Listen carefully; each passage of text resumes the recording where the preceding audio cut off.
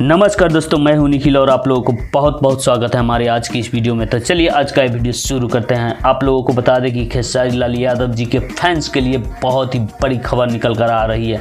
आप लोगों को बता दें कि खेसारी लाल यादव जी का एक और ज़बरदस्त बोलबम गाना का रिलीज हो चुका है, जो जी म्यूजिक भोजपुरी पे रिलीज हुआ है, जिस गाने का नाम है जागी जागी महादेव। इस गाने को लिखे हैं प्रभु विष्णुपुरी जी और म्यूजिक दिए हैं आर्या शर्मा जी। बहुत ही सुंदर गाना है, बहुत ही सुपर डुपर हिट गाना है। आप लोगों को बता दें कि गाना सुनकर बहुत ही अच्छा लग रहा है और सावन के पावन महीने में जो भी गाना सब आ रहे हैं सुपर डुपर हिट साबित हो रहा है आजकल के समय में।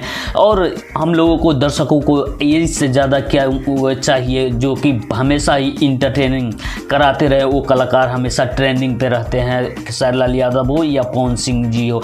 तो दोनों भाई के लिए एक लाइक तो बनती है और चलते चलते चैनल को कर दीजिए सब्सक्राइब। मिलते हैं अगले वीडियो में। जय हिंद, वंदे मातरम।